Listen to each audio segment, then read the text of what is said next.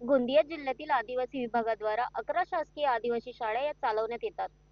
या शासकीय आदिवासी शाळांमध्ये शाळा व्यवस्थापन समितीच्या सदस्यांची सभा, एकात्मिक आदिवासी विकास प्रकल्प देवरी द्वारा शाळा व्यवस्थापन समितीच्या सदस्यांची शासकीय आश्रम शाळा संबंधित कोणकोणत्या तक्रारी, कोणकोणत्या उणिवा आहेत या संबंधाने एक दिवसीय कार्यशाळेचे आयोजन करण्यात आले होते।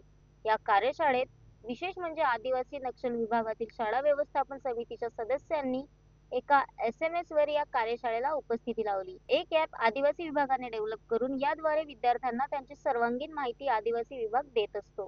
त्याचबरोबर शिखर मिशन अंतर्गत जे विद्यार्थी नीट, जी यासारख्या विविध स्पर्धा परीक्षांना बसण्याची तयारी करतात, अशा 100 विद्यार्थ्यांसाठी एक दिवसीय कार्यशाळा नामवंत शिक्षकांकडून आयोजित करण्यात आली होती।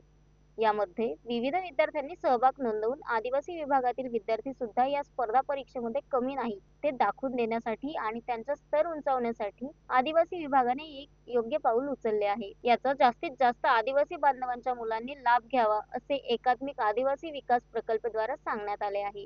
आदिवासी विकास प्रकल्प देवरीच्या माध्यमातून मिशन शिखर आणि एक दिवसीय कार्यशाळा याचं आयोजन करण्यात आलं होतं।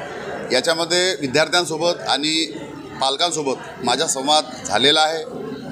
निश्चितच आपल्या आदिवासी विकास विभागाचे मंत्री आदरणीय डॉक्टर अशोक उईके साहेब, महाराष्ट्र राज्याचे मुख्यमंत्री आदरणीय देवेंद्र फडणवीस साहेब यांच्या सूचनेनुसार आपला विद्यार्थी, आश्रमशाळेचा विद्यार्थी हा उच्च शिक्षित झाला पाहिजे, इंजिनियर, डॉक्टर झालं पाहिजे, याच्यासाठी म्हणून स्वतंत्र त्यांच्यासाठी क्लासेस आदिवासी विकास विभागाच्या माध्यमातून राबवण्यात येत आहेत। देवरी प्रकल्पाचे प्रकल्प अधिकारी कासिद साहेब यांच्या संकल्पनेतून हा कार्यक्रम आपण हाती घेतलेला आहे। येणाऱ्या काळात आपल्या विद्यार्थ्यांना कुठल्याच प्रकारचे त्रास होऊ नये, मग MBBSची ॲडमिशन असेल, BMSची ॲडमिशन असेल, इंजिनिअरची ॲडमिशन असेल, याच्यामध्ये पालकांना कुठल्याच प्रकारचं आर्थिक भूदंड होऊ नये याच्यासाठी सुद्धा आयोजन करण्यात आलेलं आहे।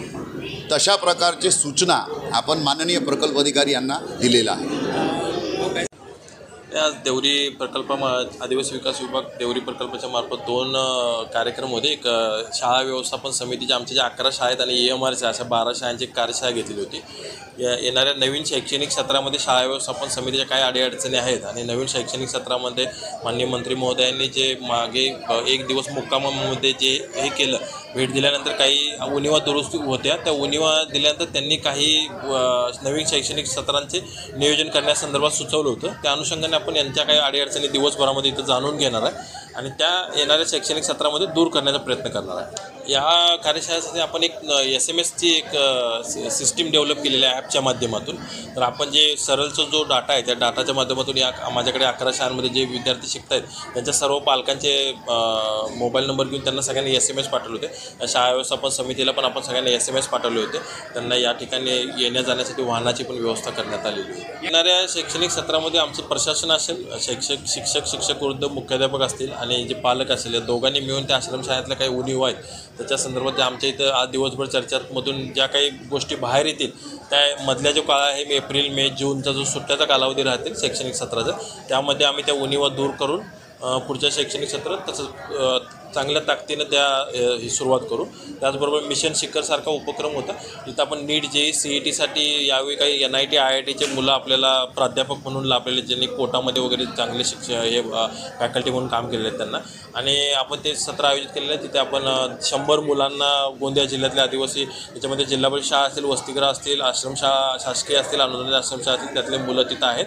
त्यांनासुद्धा आपण येणाऱ्या एप्रिलमध्ये जे नीट, JEE, CETचे अभ्यास परीक्षेचं शेड्यूल आहे त्याच्या आधी आपण त्यांना क्रॅश कोर्स आणि बाकी सगळे नोट्स असतील, इतर काय असतील, त्यांचं दिवसभराचं सत्र आहे, त्यांना त्याचाही त्यांना येणाऱ्या भविष्यामध्ये फायदा होईल त्याचा। Sunil Kawade, the sting operation news, Gondia. The sting operation news, सत्याचे दुसरे नाव, अन्यायावर लेखणीचा घाव।